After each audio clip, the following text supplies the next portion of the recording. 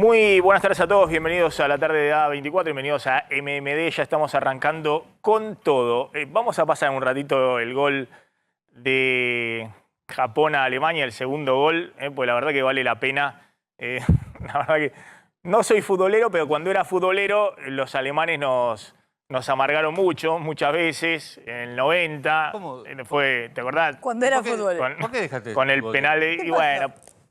Después te lo explico, pero no habrá sido en la verdad 2018, que ¿no?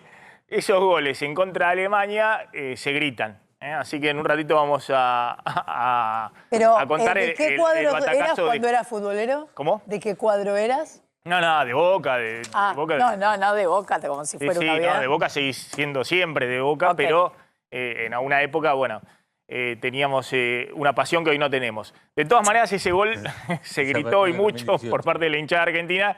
Y yo me plegué a ese grito cuando estaba de reojo viendo Hasta justo Madrid. el final del partido de Alemania-Japón. Ok, chao. Vamos a arrancar porque en medio de todo esto, después hablamos de fútbol, después hablamos del tema del deporte y de los batacazos y demás. El blue está a 312 pesos. De nuevo, una semana que habíamos anticipado, donde va a haber tensiones sobre los dólares libres. Ahora va a contar Claudio Zlotnik, el dólar blue está en 312 pesos, el dólar contado con liquidación sigue alrededor de 332. 332 pesos, que es el dólar de dolarización de las empresas, es decir, sigue afirmado ahí en el orden de los 330 pesos, y el dólar MEP, el dólar bolsa de dolarización en blanco, alrededor de 320 pesos. Esos dólares lo que marcan es que se están también alineando con el dólar Qatar, justamente el dólar turismo al exterior, que tiene 100% de impuestos sobre el dólar oficial minorista y que hoy está cotizando en 342 pesos, 340, 342 pesos. Entonces, ese es el sendero de los dólares libres e inexorablemente, mientras la Argentina tenga 6% de inflación mensual, la presión sobre esos dólares va a estar permanentemente. Y lo que uno ve es que el ministro de Economía, Sergio Massa, está tratando de hacerla de manual. Por un lado, cuidar los dólares de las reservas del Banco Central, tratar de que no se vayan tan rápidamente los dólares que acumuló con el dólar soja, los 5.100 millones de dólares que se acumularon en septiembre. Hay un muy buen dato del superávit comercial de octubre y esto refleja las restricciones que Sergio Massa y Guillermo Michel a través de la aduana empezaron a poner con el tema de importaciones. El récord de superávit comercial del año se logró en octubre, 1.800 millones de dólares, gracias a que se logró bajar fuertemente el nivel de importaciones. Por primera vez se bajó el nivel de importaciones a 6.000 millones de dólares en el mes de octubre, que es un nivel que no se conocía desde enero-febrero de este año. Después siempre fue un nivel mayor de importaciones, llegamos a partir de junio, julio, agosto, con niveles de importaciones arriba de los 8.000 millones de dólares, y el equipo económico de Sergio Massa dijo, tenemos que cuidar los dólares, implementaron el nuevo sistema CIRA de monitoreo de las importaciones, eliminando el sistema anterior que había con Guzmán de la CIMI, y evidentemente están poniendo restricciones a las importaciones y al pago de importaciones para cuidar los dólares del Banco Central, y eso se reflejó en 1.800 millones de dólares de superávit comercial del excedente entre lo que se exporta y lo que se importa de la Argentina en octubre, que es un dato que de alguna manera lleva tranquilidad en el sentido de que pueden regular la pérdida de reservas del Banco Central. Obviamente eso genera restricciones adicionales por el lado de la oferta a la producción, problemas adicionales de paralización de actividades por problemas de falta de insumo en distintas actividades productivas y al mismo tiempo una presión adicional sobre los precios en distintos sectores donde los importadores, si no pueden acceder al dólar oficial o no pueden importar por los canales formales, empiezan en algunos casos a remarcar con el dólar de 300 pesos. Pero primera prioridad o prioridad absoluta hoy para el equipo económico es cuidar los dólares del Banco Central, las reservas, que como veían ahí, igualmente en lo que va de noviembre ya van ventas por 950 millones de dólares y esto va a seguir en la medida de que el gobierno vaya regulando el cepo a las importaciones. Apenas abre un poquito el cepo para poder destrabar algunos cuellos de botella que hay en algunos sectores productivos, se pierden dólares. Y cuando cierra el cepo, trata de acumular dólares. Y esto es muy importante de cuidar porque el Banco Central tiene, lo hemos dicho, solo placa 2, solo 5.000 millones de dólares de reservas netas, que son las reservas con las cuales va a tener que transitar el verano hasta la cosecha gruesa, hasta abril, marzo-abril, cuando además el gobierno tenga que ofrecer un nuevo dólar soja al sector cerealero para que puedan liquidar y puedan ingresar los dólares de la cosecha gruesa.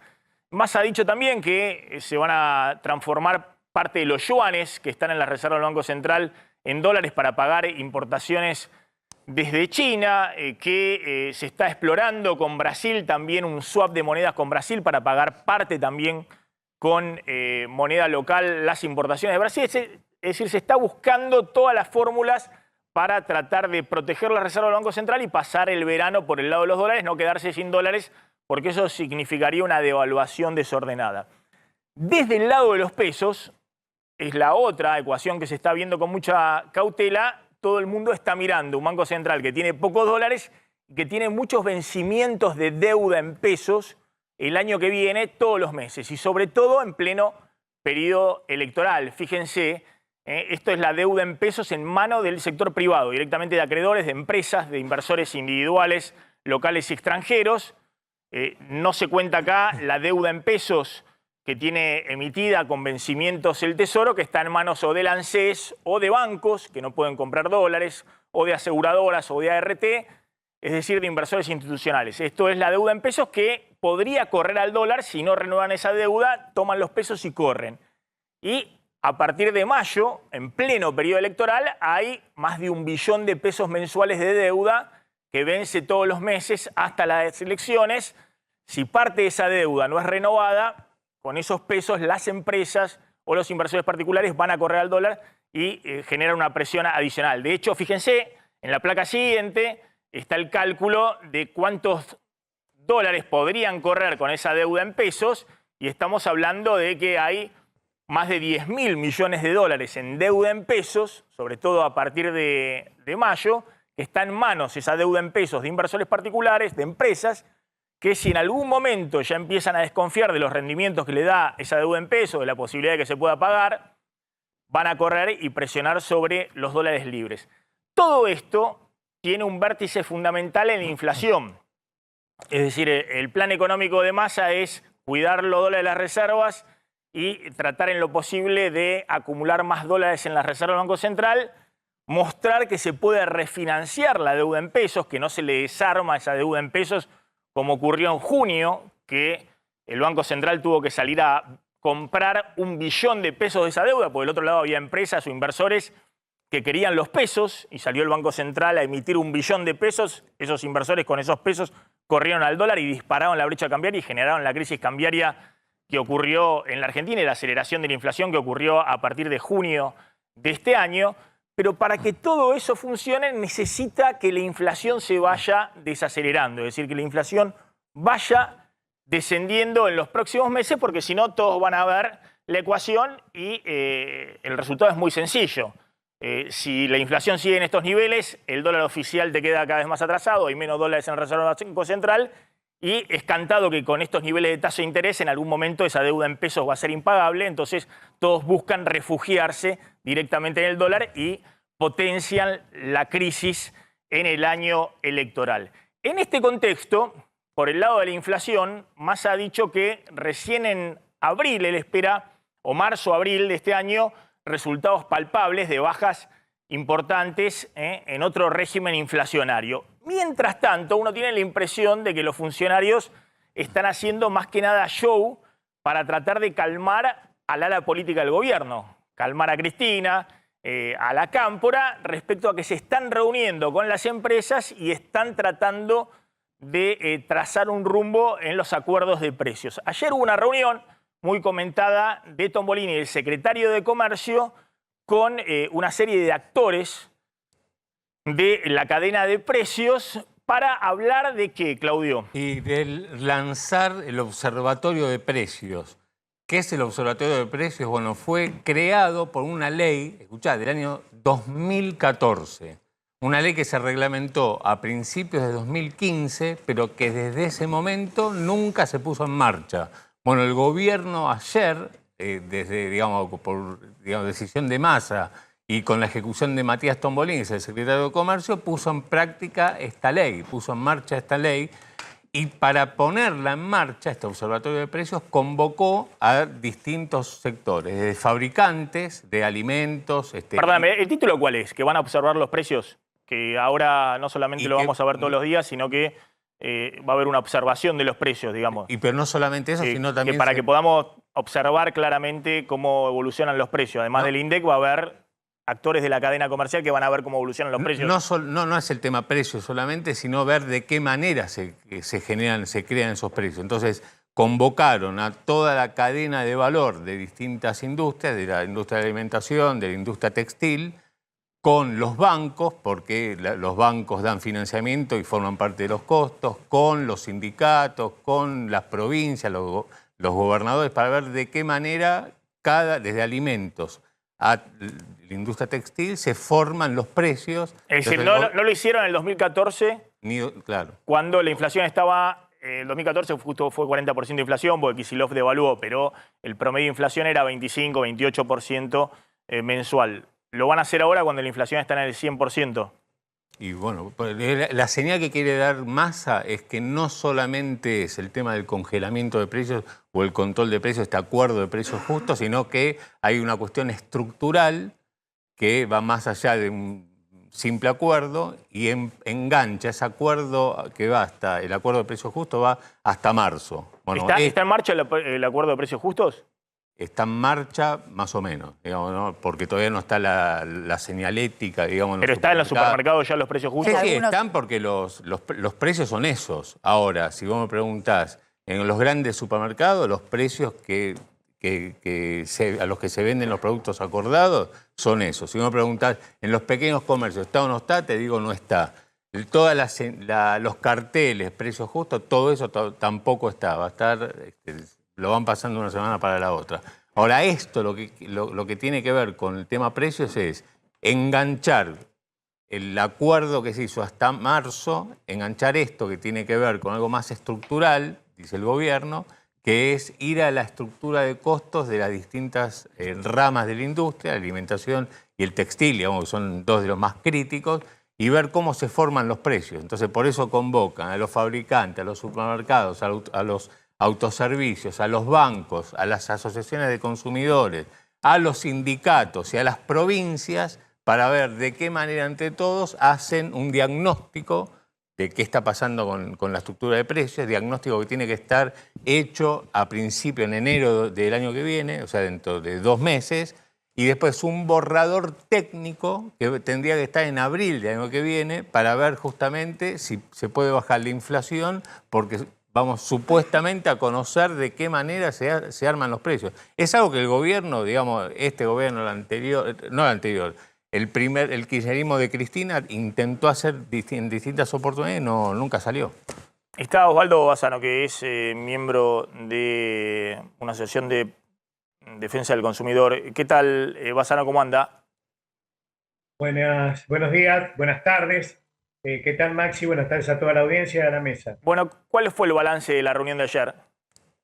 Bueno, primero voy a aclarar algo. La ley 26992 funcionó hasta octubre-noviembre del 2015. Se establecieron distintos estudios al respecto de frutas y verduras y se había planteado planes de ahorro. No se continuó. El Observatorio de Precios está compuesto por 7 delegados, así lo dice el artículo 2 de la ley, 7 delegados de ministerios de la Nación y 3 asociaciones de consumidores que son elegidas por las asociaciones del Registro Nacional.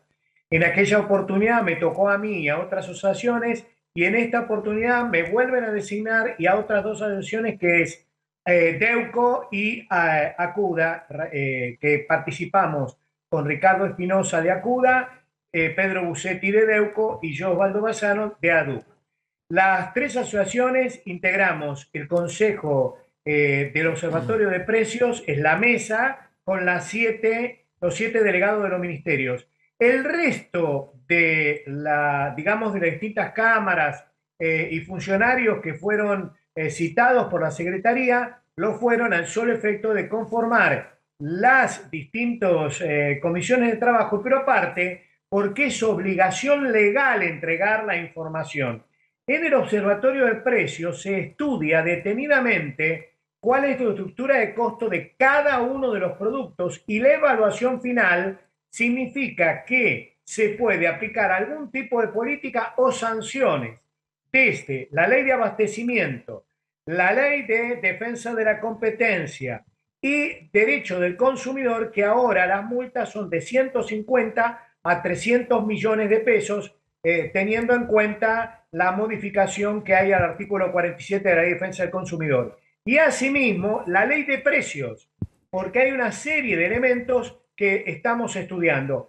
En la reunión surgieron varias discusiones, como por ejemplo insumos, varias discusiones con referencia al packaging, y evidentemente creemos que el ojo puesto del Estado en todas estas herramientas, que no son exclusivas de la República Argentina, ya se utilizan en otras partes del mundo, hacen que se pueda canalizar la obligación que tiene el Estado constitucional de la defensa del consumidor, que es una obligación constitucional. Creemos que puede funcionar, estamos citada a la mesa otra vez para la otra semana, el 5 de diciembre, ya con algunas comisiones trabajando y esperemos tener alguna información.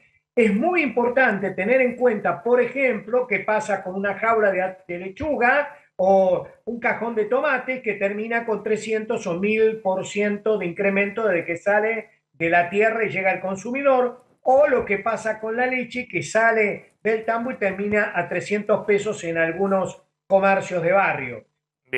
Y con referencia a precios justos, hay muy poca señalética. Hay algunos hipermercados en el interior del país, en la provincia de Buenos Aires, que no lo quieren aplicar y han pedido ayer a algunos funcionarios que apliquen sanciones severas y aparte no llegan los precios justos a los comercios minoristas y negocios de barrio y cercanía, que son donde se consume el 70%, bien, porque hay una distorsión entre los concentradores y los mercados mayoristas. Está bien. Bueno, Bassano, gracias, muy amable. Gracias. Por favor, al contrario, buenas tardes. Bueno, ahí estaba. No me voy a detener a hablar de esto porque es obvio. Y un supermercadista que estuvo ahí, uno pequeño, del conurbano, ¿no? Los supermercadistas grandes que, tengo entendido, estuvieron los supermercadistas grandes también. También tuvo la Copal. Bueno, me hicieron el acuerdo de precios justos, sino con uno pequeño me dijo, mira, ¿viste cuando decía, creo que el general decía que cuando hay un problema que tenés que patearlo para adelante y no sé, creás una comisión? Bueno, que esa es la impresión que le quedó de la reunión de ayer.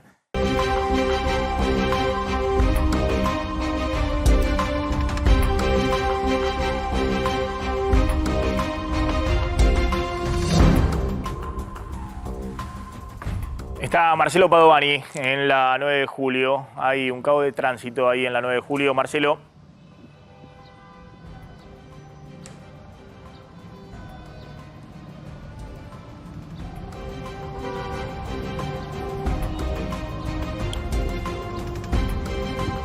Bueno, hay un corte. Estamos, hay un Maxi, corte, sí, ahí Marcelo. Acá hay un corte de los médicos del Hospital Garrahan y médicos también, Maxi, del Hospital Posadas. Ustedes saben que, le decimos a la audiencia, el Garrahan está financiado en un 80% por el gobierno nacional. Lo que estás viendo, Maxi, ahora es el corte. Vinimos para este lado porque se armó realmente un inconveniente grave y muy numeroso el tránsito. Ayer nomás estábamos aquí también, ¿no? Con Beliboni pasaba algo parecido. Pero ahora lo que ocurre es que el desvío es para este lado, digamos, para el lado de Belgrano. Venís por 9 de julio, vas por Belgrano y agarrás Bernardo de Irigoyen si tenés que ir para el lado del obelisco. Los médicos están aquí a unos 100 metros. Lo que tenemos entendido, Maxi, es que están siendo recibidos por el ministro Colia, el viceministro en realidad Colia, que es el segundo de Bisotti, están pidiendo presupuesto porque dicen que el 80% del presupuesto lo pone la Nación y el 20% de la Ciudad Autónoma de Buenos Aires. Y también hay médicos del Posadas, ¿eh? Allí el camión que ves, Maxi, está sobre la calle Moreno. Moreno y 9 de Julio, el corte es en 9 de Julio entre Moreno y Belgrano con el inconveniente de tránsito que estamos viendo fundamentalmente para ir desde Constitución para el lado del Obelisco. Marcelo, ¿podemos hablar con alguno de esos médicos? Porque teníamos entendido que el tema de residentes... Flor, ¿cómo venía el tema protesta Estos son de residentes? de hospitales nacionales. Los residentes Esto es- resolvieron, pero siguen en movilización porque no resolvieron la situación de los concurrentes. Pero entonces son dos cosas distintas, por Sí. eso sería bueno aclararlo. Estos son médicos del Posadas y el Garrahan, de Sí, hospitales son- nacionales. Son Nacionales. de Posadas, del Garraham, claro, son Es decir, médicos este es un profesionales reclamo para y técnicos. Bisotti, para la ministra de Salud de la Nación. Para Bisotti, claro, exactamente. No tiene que ver con A ver las si encontramos protestas de aquí, había una residentes de la vocera. Ciudad de Buenos Aires que habían sido hasta la semana pasada y arreglaron creo que 200.000 pesos. Sí, para los Finalmente, residentes, no para los concurrentes Exactamente. que cobran 0 pesos. Lo que pasa es que en todo el país hay distintos reclamos y en todos los casos Sí. tienen que ver con presupuesto. Históricamente los concurrentes han cobrado... En realidad la concurrencia Sí, es un- pero lo que están cero pidiendo peso, es que ¿no? por lo menos tengan ART. Claro. No, está bien, a mí me parece mal. la Yo siempre concurrencia dije, es- los concurrentes en realidad tienen es un que, plan de los concurrentes formación. tienen que cobrar, pero digamos que es algo histórico, que nunca Sí, sí, sí. cobraron Exacto. los concurrentes. También a es histórico a el los hospitales. reclamo que hicieron residentes y concurrentes, entonces dicen, bueno, los residentes lograron ¿Algún algo, vocero? ahora tratemos ¿Algún que... vocero? A ver, aquí estamos buscando, Maxi, ¿eh? Algún médico que nos va a contar el problema que tienen los médicos. Ustedes son todos médicos del Garrahan o del Posadas, ¿no? Sí, del Garrahan. Ah, ¿quieres hablar? Vení, contame. Vení, contame acá. Hospital Posadas, mira acá, Maxi, vení. Ponete a la sombra porque si no nos va a quedar mal. Claro, Bueno, porque pregunta digamos Máximo que hoy no, Tenero en el piso hoy no de es un 24. hoy no es un corte de movimientos sociales, piqueteros, No. en la 9 de julio, sino que tiene que ver con este reclamo de trabajadores de hospitales nacionales. Exactamente. Ponete. Claro, exactamente, Maxi. Aquí le ponemos el retorno. ¿Cómo es su nombre, doctora? Perdón. Alejandra Chamorro, Bueno, aquí está del Hospital Posadas. la doctora del Hospital Posadas. Te está escuchando, Maxi. Sí, simplemente, ¿cuál es el reclamo?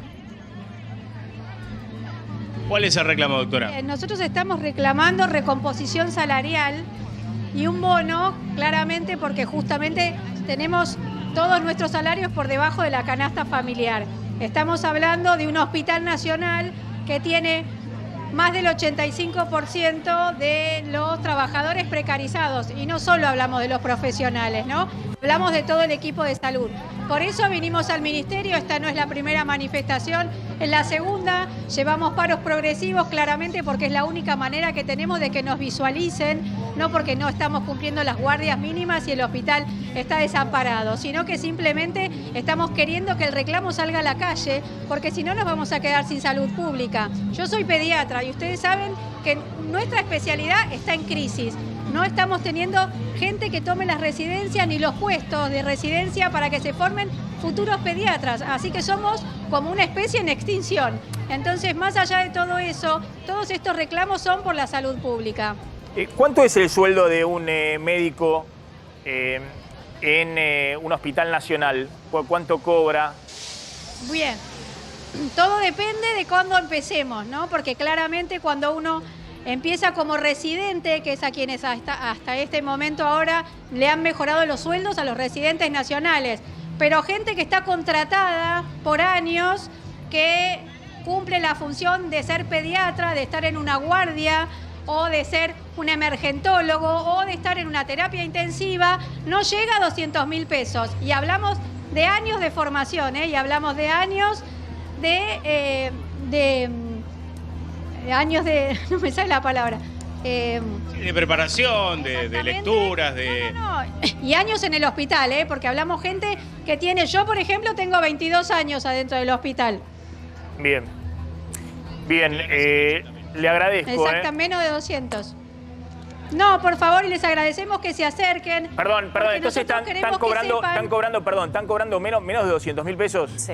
¿Están cobrando menos que los residentes Sí, en la ciudad de Buenos claramente. Aires? Sí, mucho menos. Es decir, un y médico... no hablemos solo de los profesionales médicos, ¿no? Un médico hablamos con muchos también años, de las enfermeras, un de médico los con técnicos, perdón, de las instrumentistas. ¿Un médico con cuántos años en un hospital nacional? ¿Cuál es el sueldo? 10, 20 años en un hospital nacional.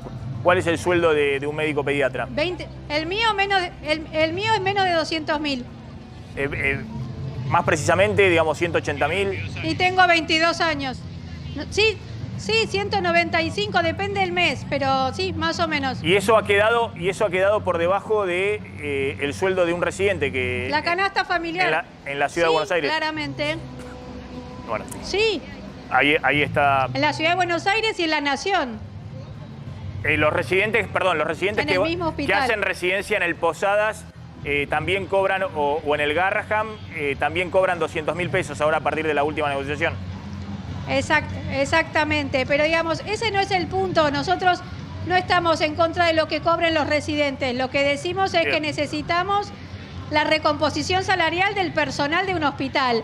Nosotros venimos hace años luchando en el Hospital Posadas por el pase a planta, pero a esta altura del partido no solo necesitamos el pase a planta, sino que nos recompongan el salario. Bien, le agradezco.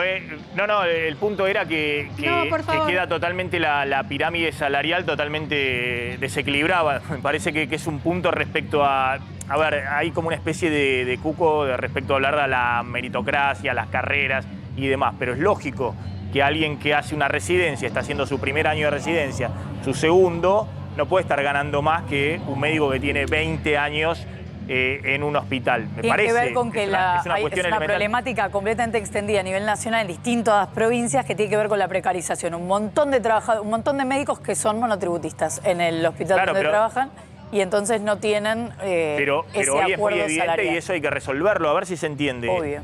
No solamente en una empresa privada, digamos, tiene que ver con los puestos que se ocupan, las trayectorias y demás, sino que en el Estado, vayan a los estados que funcionan bien y hay pirámides salariales.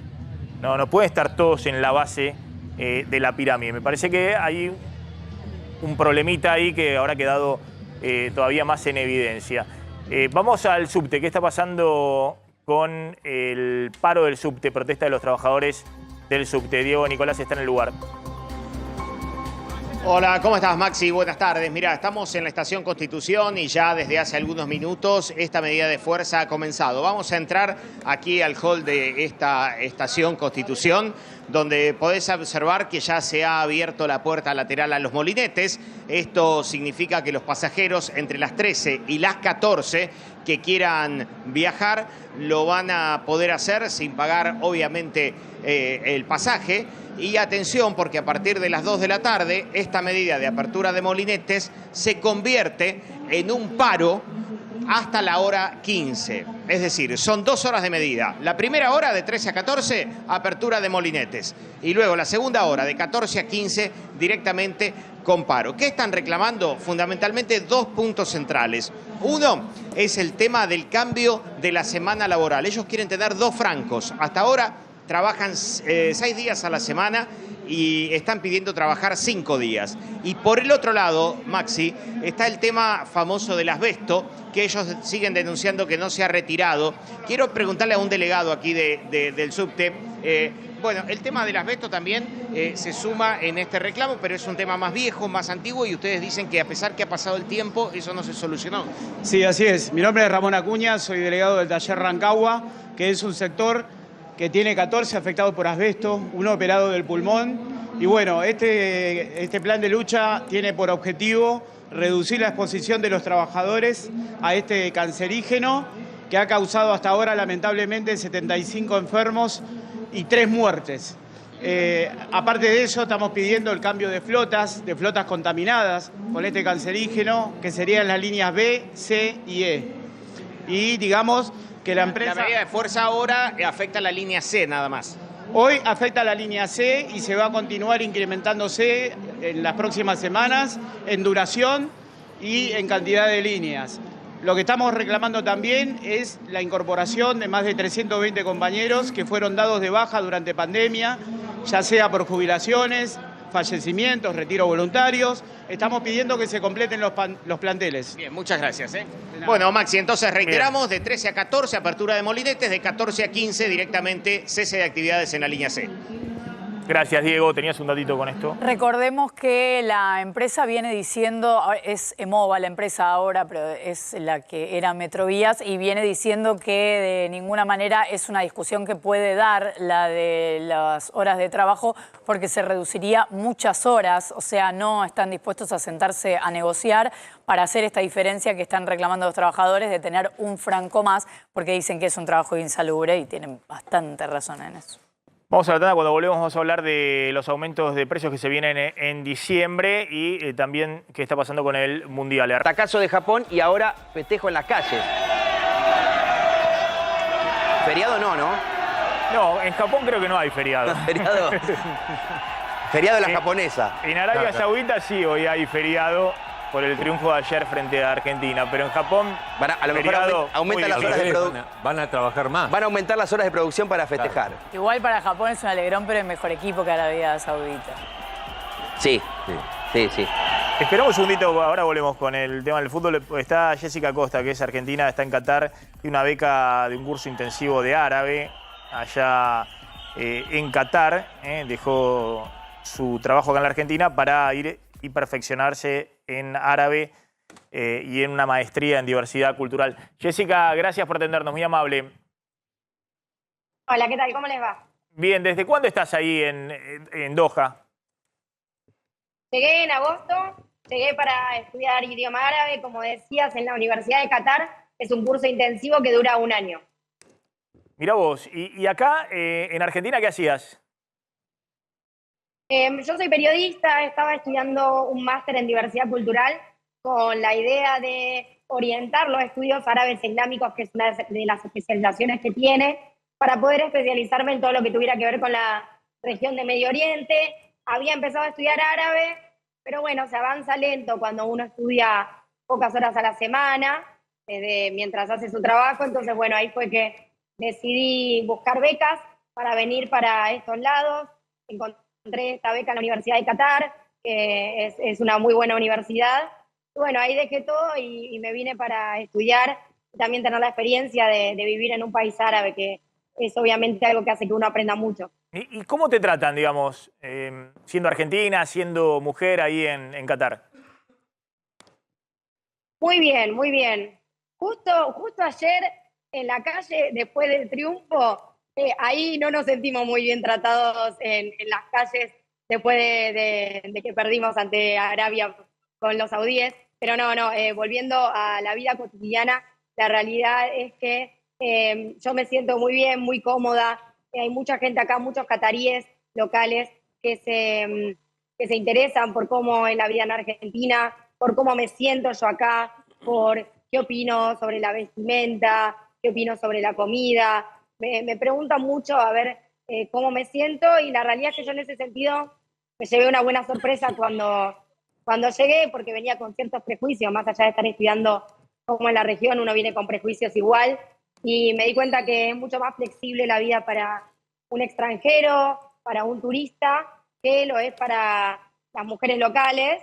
Por lo tanto, me encontré que podía ser una vida bastante parecida a la que llevaba en Argentina, respetando algunas reglas básicas como la vestimenta, por ejemplo. ¿Con qué te asocian cuando contás que sos argentina? Y obviamente me asocian con el fútbol y con Messi. Igual también me llevé la sorpresa de que hay algunas personas, algunos cataríes o árabes de otros países que conocen más o menos cuál es la situación económica de Argentina. Muchas personas acá son de Turquía y viven acá, y también comparan su economía con la nuestra. Pero bueno, ahí me sorprendió también, pero la realidad es que lo primero que te dicen es Messi, fútbol. Y como inmigrante ahí podés vivir con cierta calidad de vida, con un ingreso mensual de cuánto te da la posibilidad para poder tener algún ahorro. Bueno, yo puntualmente tengo una beca, que fue una beca completa que incluía el pasaje, el hospedaje en la residencia estudiantil de la Universidad de Qatar y un apoyo económico, bueno, las comidas también, y un apoyo económico de 500 reales es muy poco dinero, digamos, si no tuviese que pagarse la comida no alcanzaría. El sueldo mínimo acá, para que se den una idea, digamos, el salario mínimo es de unos 1.000 reales, yo tengo ahí la mitad, pero igual el salario mínimo, yo diría, tampoco alcanza tanto para el recién llegado. He conocido también acá muchos inmigrantes, porque bueno, como saben, cerca del 80% de la población son inmigrantes y difiere mucho sus ingresos del de cualquier extranjero.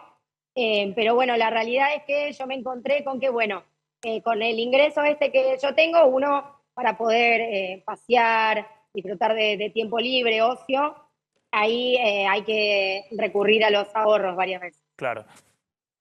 Jessica, Florencia te saluda, buenas tardes.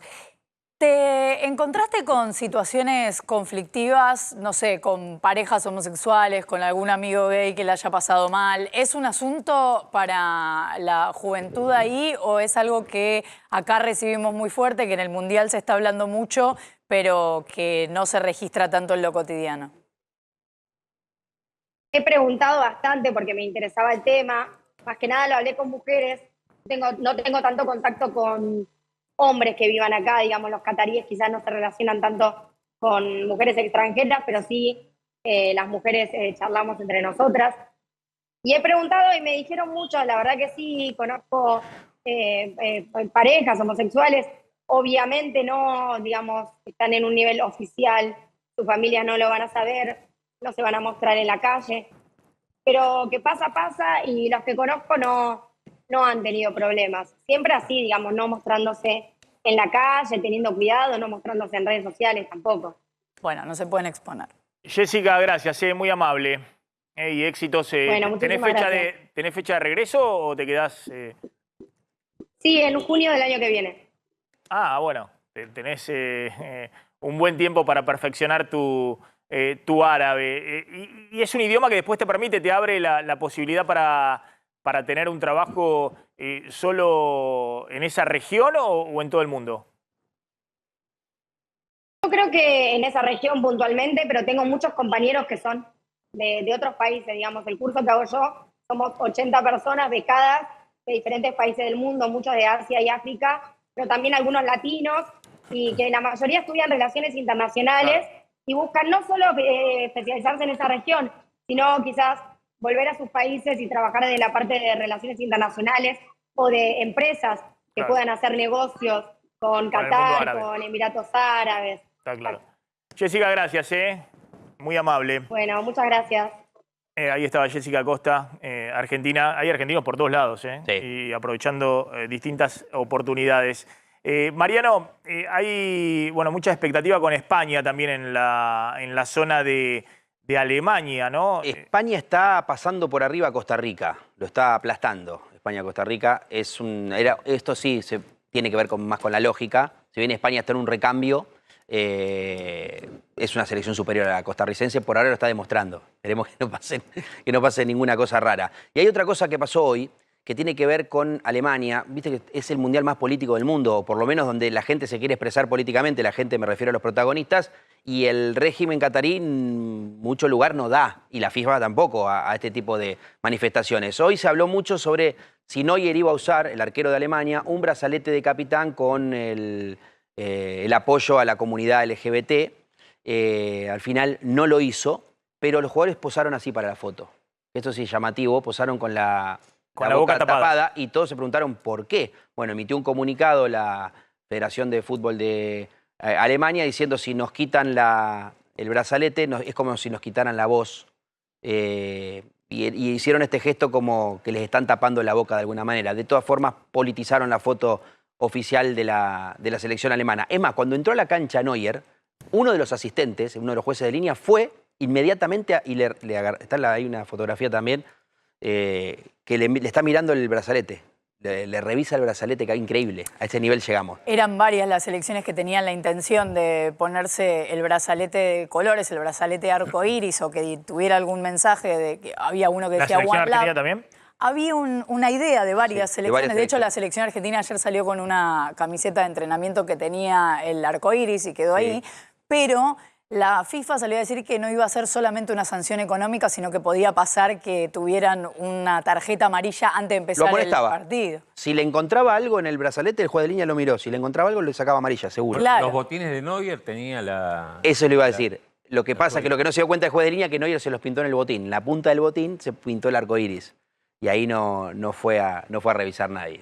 Macri habló también de Argentina, ¿no? ¿Del Mundial habló algo de política o solamente de la performance futbolística? Sí, me criticó el luto por Eve de Bonafini, fue una de las cuestiones, pero fue una entrevista que dio con un programa deportivo de acá de la casa, de Radio La Red, con Toti Pazman, y volvió a meterse con el tema futbolístico. Ya había dicho que teníamos chance de ganar el Mundial. No cayó muy bien entre los futboleros, nunca hay que decir ese tipo de cosas. Y esta vez volvió a decir, ¿qué dijo? Los 2 partidos que nos quedan son muy ganables. No cayó nada bien. Lo escuchamos a Mauricio Macri, que tenemos acá el audio. Habló con Toti Pazman. Sigo pensando lo mismo, no voy a cambiar por este partido, que fue un partido extraordinario, ¿no? Porque no es que nos superaron, no, patearon 3 veces al arco, metieron 2 goles. Pero creo que hay que mantener la calma, seguir creyendo en los jugadores que tenemos, seguir creyendo en el grupo humano este que se armó y pensar que vamos a ganar los 2 partidos que quedan y clasificar. ¿Te gustaría ir a visitar a los muchachos o más adelante no es el momento después de una derrota? No, yo creo que hay que darles espacio, ir a molestar, uno se moriría por ir a charlar un minuto, para jugar un picadito, ¿no? Siempre somos todos jugadores frustrados, ¿no, Toti? Vos periodista, yo dirigente en su momento, porque no nos dio para jugar con la 9 o en algún lugar del campo de juego. Pero creo que no creo que uno vaya en un momento que hay que dejarlos estar tranquilos, ser uno más que va ahí a romper los cocos, no soy de esos. Bueno, Macri quiere jugar. Hay algunos que querían que juegue Scioli, ¿no? También ayer, por favor. ¿Qué? Perdón, ¿qué pasó? Hay algunas ¿Sabías fotos. eso, no, Max? Hay algunos que querían que juegue Scioli porque con el hombro no hubiera... Bueno. Horrible. Él se ríe de eso, podemos reírnos todos. Hay algunas fotos de que Macri ha participado o ha ido a ver otros partidos o solamente fue a ver Argentina, porque ahí estaba viendo en redes sociales en otros, es directivo de la FIFA, ¿no? Es presidente de la Fundación FIFA. Sí. Entonces sus actividades tienen que ver más allá de la... Estamos viendo esto no es en el partido de Argentina, sino que esto debe ser en alguno de los otros partidos. Mira, Alemania-Japón estuvo presenciando justamente. Esto me están diciendo. Fue a ver Alemania. Sí, que fue a ver también el partido de Alemania. El 90 estaba Maradona, que era todo un Maradona, emblema, Canigia, ¿no? Burruchaga, Sí, Batista, había muchos tipos muy pesados. Desde el punto de vista, digo, también de liderazgo, ¿no? De sí, generar... pero el líder ahí, Bilardo, no escatimó. Obviamente a Maradona no le iba a tocar, pero metió mano a lo loco. Mariano, gracias. No, de nada, muy amable, como siempre. Vamos a volver a la realidad. ¿Qué está pasando con los aumentos de precios que se vienen en diciembre, Candelaria? Exactamente, Maxi, porque diciembre es un mes en el que vamos a ver que empiezan a aumentar algunos ingresos, lo contamos ayer, la tarjeta alimentar va a incrementarse, va a subir también la asignación universal, lo dispuso el gobierno, pero toda esa plata que a mucha gente le puede llegar a entrar por un lado, se va a ir por el otro, porque vienen muchísimos aumentos que tienen que ver con la vida cotidiana. Vamos a ver, creo que tenemos algunas placas para que empecemos a ver uno por uno. Vamos a tener aumentos de la luz, vamos a tener aumentos del gas, vamos a tener aumentos en los alquileres, que es algo impresionante lo que van a aumentar los montos de alquileres, en colegios privados y en transporte. Empecemos por la luz. Va a haber un aumento de la luz en diciembre que se va a sentir en promedio en torno a un 30%, porque tiene que ver con que se quita el 40% de los subsidios. En el mes de octubre tuvimos una quita del 20% de los subsidios y ahora en diciembre el primer 40%, el primer tramo grande que se eliminan los subsidios. Esto va a tener un impacto más grande en aquellos que no pidieron continuar con los subsidios o por sus ingresos quedaron fuera de cualquier subsidio y van a terminar pagando la tarifa completa, pero en quienes van a seguir teniendo solo un porcentaje también va a tener un impacto. Por eso la Secretaría de Energía habló de un 30% promedio. Va a haber gente que va a sentir que va a tener un aumento del 50%, son los que seguramente en abril van a pagar tarifa plena, y va a haber quienes van a sentir que tienen un aumento del 25%, que son los quienes quedan en la franja del medio. No se toca los sectores que tienen tarifa social. Eso es en cuanto a la luz.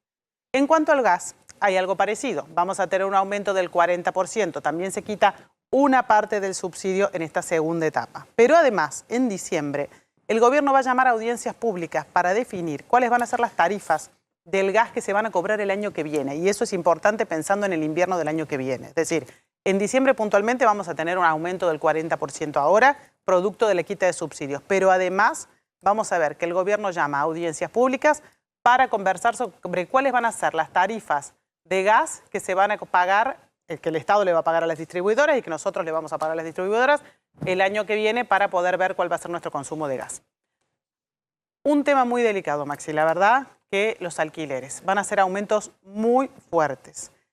Quienes tengan que renovar alquiler y hayan alquilado hace 2 años o 3, depende del contrato que hayan hecho, porque estamos medio en un gris ahí, ¿no? Con el tema del cambio de la ley de alquileres, puede ocurrir que haya quienes lo hicieron hace 3 años, van a notar un incremento del 77,6. Esto es según la ley de alquileres que todavía está vigente. Lo que pasa es que si lo hiciste hace 3, por ahí no te rige. Claro, exactamente. Si es hace 2, seguro te va a tocar. Hicimos el ejercicio, alguien que hace 2 años pagaba 50.000, hoy, si tiene que ajustarse a este ritmo, tiene que llevar ese monto a 88.800. Es decir, 50.000 pesos se pagaba hace 2 años por un departamento de 3 ambientes. Depende del barrio, por supuesto, en el que hablemos, de la Ciudad de Buenos Aires, depende de las características, si es un departamento nuevo, usado, si tiene amenities, si no las tiene, si tiene ascensor, si tiene escalera. Varía muchísimo el valor de las expensas también, que ha aumentado mucho. Ya lo vamos a seguir charlando el tema de las expensas mañana.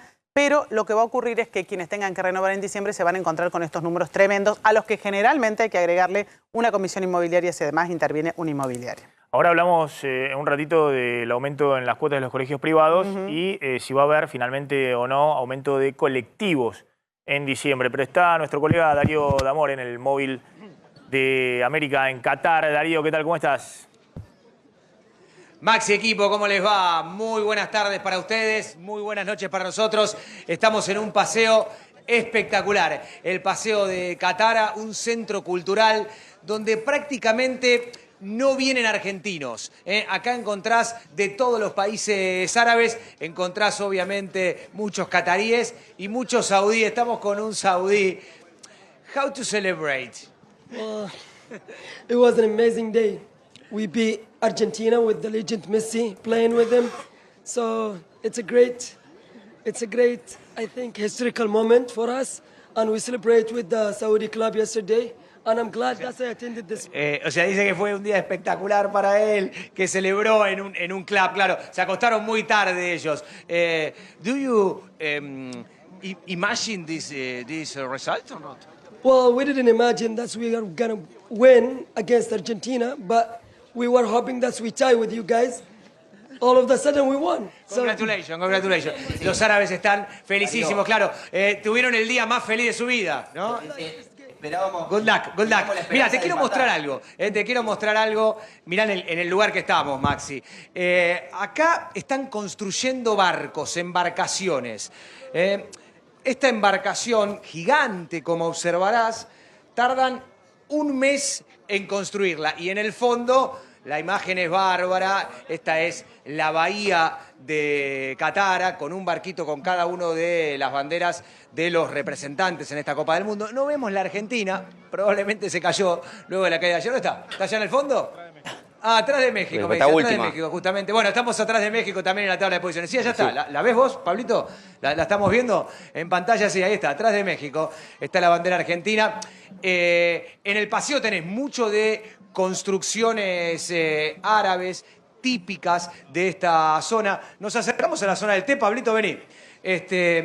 Vamos a ya te damos datos de la Argentina, ya te damos datos de la selección argentina, porque estuvimos hoy en la práctica, te vamos a contar los cambios que piensa Lionel Scaloni, pero mucho de la cultura catarí en estos lugares. Gente tranquila. ¿Qué son esas tiendas, Darío? Y de pronto son tiendas típicas de Qatar, porque estamos en el centro cultural. Acá tenés el anfiteatro, entre otras cosas. Y mirá, acá tenemos el típico té arábigo. Mirá, acá te dan un tecito. Could you try, please? Nos van a dar un té. Yo ya lo probé, pero voy a pedir uno más. Es riquísimo. Es un té picante. Ah, nos quedamos sin té. Nos van a dar agua. Nos van a dar agua, después nos quedamos sin té. Qué pobreza. Sí. Yes. Dejamos el agua. Ok. Lo vas a ver cómo se sirve. Tiene una pinta entre té y café. Welcome, Qatar. Thank you. Where from? Argentina. Argentina. Good. Welcome, Qatar. Gracias. Thank you. Ahí está, nos está la bienvenida. Ahí está el tecito. Mirá, vos fíjate, tiene una pinta entre té y café. Cuando lo probás, es un poco picante, pero se combina con este dulce, que no voy a comer ahora porque estoy en cámara, este dulce que es espectacular. Todo esto, ¿cuánto pagamos por todo esto? Mírenme la mano, porque recién estaba escuchando ahí que estaban hablando de inflación, los datos. ¿Cuánto pagamos por todo esto? Cero. Es gratis esto, chicos. Vamos a venir seguido, ¿no? A este lugar. Bueno, nos paramos para hablar un poquito de la Argentina, de lo que ocurrió en el entrenamiento de hoy de la selección argentina. Tráemelo, Dani. Tráemelo, por favor. ¿Mañana va a parar equipo? Mañana, sí, pero mañana es a puertas cerradas el entrenamiento. Así que veremos. Pero yo creo que sí, que mañana va a empezar a parar el equipo, porque mañana ya tenés todo el plantel disponible. Claro. Mañana tiene que empezar a probar, Marian. Sí. Veremos allí, tenemos algunas pistas. Insisto, no vamos a poder ver las prácticas, pero sabemos que siempre nos enteramos. Ahora. Y veremos también el estado físico de Messi, ¿no? Que es clave para esta selección. Los 2 primeros partidos nos tocó contra técnico argentino. Porque Martino es argentino, el de México, ya sabemos, nos conoce bien, dirigió a muchos jugadores de esto. Y los de ayer, los del partido de Arabia Saudita, 9 de los 11 lo dije Ramón. Y el príncipe de Arabia le preguntó a Ramón, yo no sé si nosotros, supongo que el cuerpo técnico argentino habrá hablado con Ramón Díaz o algún allegado al equipo, decir, che, ¿cómo juegan estos muchachos? A Ramón lo consultaron de la selección de Arabia Saudita para ver, igual los argentinos son más conocidos, no son tan... tanto, pero ¿cómo le jugamos a estos? ¿Cómo le jugamos a Argentina? A ver, averigüé, Marian, eso, averigüé. Sí. Pregunté directamente si lo... En realidad pregunté por el lado de Ramón Díaz, si lo habían llamado. No me confirmaron que lo llamaron, pero me dijeron que hoy es normal que en el fútbol no se llame al entrenador que dirige a los futbolistas en el día a día, que hoy está todo estudiado. Sí. De hecho, el cuerpo técnico de la selección, salvo Scaloni, fue a ver en cancha el amistoso de Arabia Saudita con Croacia hace pocos días, una semana atrás. 1-0. El último amistoso de Arabia Saudita antes del Mundial. En resumen, creo que no lo llamaron, por lo que averigüé, y es cierto que Ramón Díaz es campeón allá en Arabia Saudita, que dirige a 9 de los 11 y dirige a los 2 que nos hicieron los goles, ¿no? Ajá. Darío, gracias, muy amable, seguís con la cobertura de la 24 y de América, ahí en Qatar, gracias, Mariano. No, de nada. Muy amable. El dólar en este momento... El dólar blue es el que sube en este momento, 312 pesos, está 4 pesos arriba del cierre de ayer, el paralelo, pero así todo está por debajo de los otros dólares financieros. El dólar bolsa está 317 pesos, 2 pesos más que en el día de ayer, y el dólar contado con liqui se mantiene en 332 pesos, también en línea con lo que ocurrió en los últimos días, pero hoy el dato está en el dólar paralelo que está subiendo 4 pesos.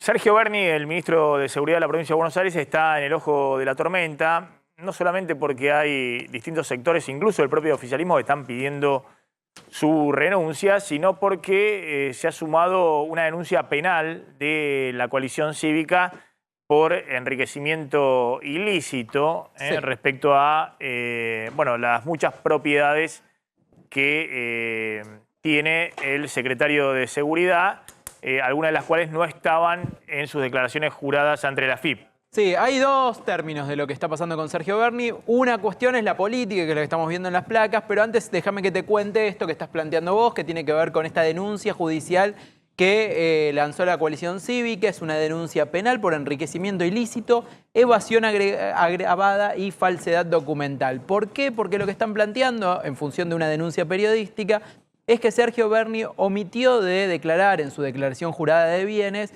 una propiedad que tiene o que tendría en Bariloche, frente al Nahuel Huapi. Es una casa no declarada, valuada en $1 millón. Esto por un lado. Por otro lado, también se detectaron 3 departamentos que serían de su propiedad, y esto también lo vincularía con un empresario muy importante, el ex dueño de Garbarinos, Carlos Rosales. Esperamos un segundito, pues Sí. está la doctora Mónica Frade, que es diputada nacional de la coalición cívica. Gracias por atendernos, diputada, muy amable. A ver, hay algunas cosas que son así, digamos. Bernie efectivamente en su declaración jurada manifiesta ser una persona que tiene muchas propiedades, que es millonaria. Yo desconocía, no había visto la declaración jurada de Bernie. Sí, Bernie manifiesta que tiene muchas propiedades. Bernie en el año 2003 tenía un patrimonio de $88.000. Al año 2019 su patrimonio era de $1,5 millones y hoy es un patrimonio en blanco, suponiendo que tenga todo declarado, que a esta altura lo pongo en duda, de $3.100.000. Eso es lo que declara en blanco a valor fiscal, $3.100.000. Eso es lo que declara en blanco a valor fiscal y con algunas imprecisiones también. Es decir, él reconoce ser una persona que tiene en blanco a valor fiscal $3 millones que hay que multiplicarlo varias veces para el valor de mercado. Es decir, una persona él dice, yo soy millonario en dólares en blanco. Eso dice Bernie. Sí, y te agrego algo, Maxi. O sea, para que complete. Según la propia declaración jurada, estamos hablando de un aumento del 110% en sus bienes desde el año 2019 hasta ahora. Sí, pero para entender, digamos, el propio Bernie se reconoce una persona millonaria en dólares a valor fiscal. Cuando decimos valor fiscal, decimos que el valor de mercado puede ser 5 veces más o más. A ver, para que tengan una estimación, esa mansión que está realmente en un precio de mercado de entre $800.000 y $1 millón, él dice haberla comprado en la declaración jurada patrimonial en $300.000. Es una casa que tiene salida directamente es una mansión que tiene salida directamente al Nahuel Huapi, con jacuzzi exterior, en fin, con detalles de lujo. O sea que sí, hay que multiplicar esto por varias veces, pero tengamos presente esto también, dos cosas. Él incrementa, es un poco más del 110%, recién estábamos haciendo alguna cuenta más fina, puede llegar hasta el 130%. En estos últimos 3 años, él es ministro de Seguridad, donde la mitad fue pandemia, con una cuarentena donde todo el mundo retrocedió económicamente. Bueno, él pudo tener este salto, y un salto en otra dimensión, pero también un salto significativa, es la de su conviviente, que es la diputada nacional Agustina Propato, que en el año 2014 y 2015, de no tener nada, pasa a tener 2 inmuebles, 600 metros cuadrados en Calafate, en miles de dólares que no se sabe muy bien de dónde salen. En ese momento ella era subalterna de Bernie, cuando Bernie era secretario de Seguridad de la Nación. Es decir, que acá, digamos, hay una especie en paralelo, de crecimiento en paralelo, y ambos lo que denuncian que son bienes propios. Y bueno, en el medio aparece esta offshore, que no necesariamente es ilegal una offshore, pero nosotros pedimos que se investigue si efectivamente está denunciada, porque, digamos, pertenece a quien es dueño de la tierra donde se construyó esa mansión.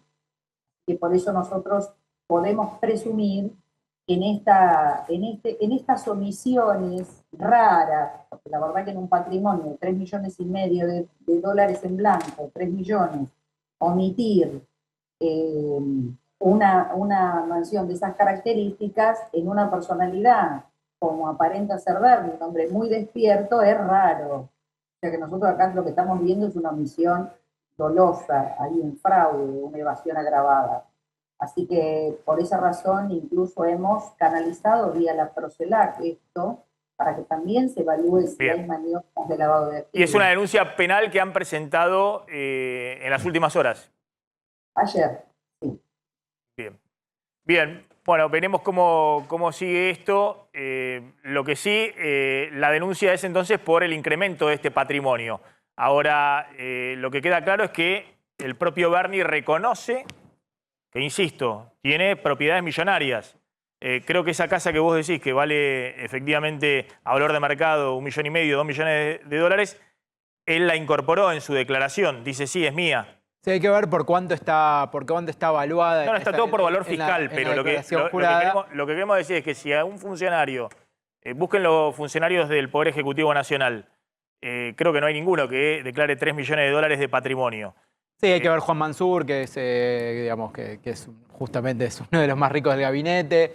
Hay algunos funcionarios que tienen patrimonio muy importante, habría que ver cómo quedaron en las escalas. Pero Juan Mansur, pero hay que ver cuánto. En general encabeza. Bueno, no es el caso de, por ejemplo, de Alberto Fernández. No, claramente no. O de otros funcionarios. No. Estamos hablando de que el valor fiscal siempre hay que multiplicarlo a veces por 10 respecto a lo que existe. Si un funcionario está reconociendo que es un funcionario que es millonario.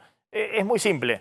La justicia tiene que investigar si se hizo millonario gracias a sus habilidades empresariales, aunque ha sido durante gran parte funcionario público, o si hay otra cosa. Es muy simple. Lo que no se puede discutir es que es una persona millonaria, digamos, que tiene propiedades que valen millones y millones.